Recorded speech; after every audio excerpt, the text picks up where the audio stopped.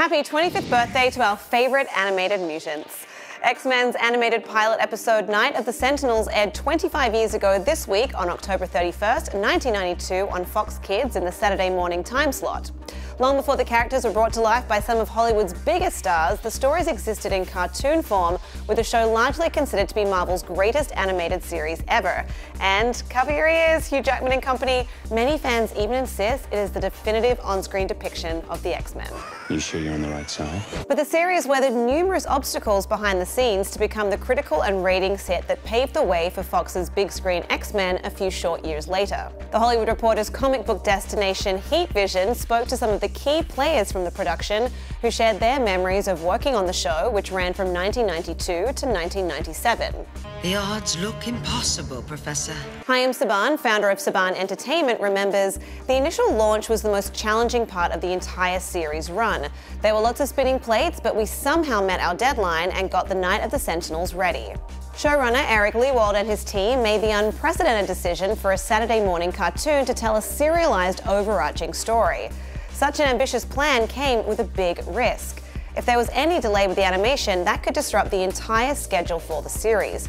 And that's what happened when the animation for the first episodes came back from South Korea, and it was terrible. Says Lewald, if it's live action, by the end of the day recording, you know if you've got the scenes or not. But when you wait 3 or 4 months to get the animation back, if something is wrong with one of them, the whole schedule is screwed. It was one of the reasons the show was delayed until January for the actual premiere. Then the studio looked at us and said, "Do you know how much it cost us to delay this thing? We're not going to do stories in a row again."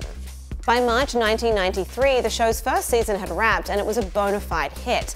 Throughout the series, there were pushes to make the show more kid-friendly and create storylines that would encourage the sale of X-Men toys. Artist and producer Will Menio explains, "Our show demonstrated that the Marvel Universe as a whole had commercial value far beyond what anybody estimated. X-Men was getting primetime numbers on Saturday morning. In our time slot, we were doing business nobody had done since the 70s. Lewald adds, "There was incredible pressure to change it around and make it younger, sillier, or to give them a pet dog, to dumb it down or make it younger. Luckily, everybody on the creative side banded together and had, 'No, you'll have to fire me' moments." The series' 5th season saw a cheaper animation house takeover, leading to what many on staff considered a decline in quality. As the show neared its 76-episode conclusion in 1997, it became apparent the story wasn't really done. The series had paved the way for Fox to unleash a big-screen X-Men on the world in 2000, and the rest is history. The film has spawned 10 follow-ups, with 3 more coming in 2018, and earned more than $2 billion worldwide. To read much more on the making of the animated X-Men series, including memories from some of the cast and how the opening credits caused behind-the-scenes fighting, head to THR.com. And tell us, were you a fan of the X-Men animated series? And do you think it is the definitive on-screen depiction of the X-Men? Let us know in the comment section. For the Hollywood Reporter News, I'm Lindsay Rodriguez.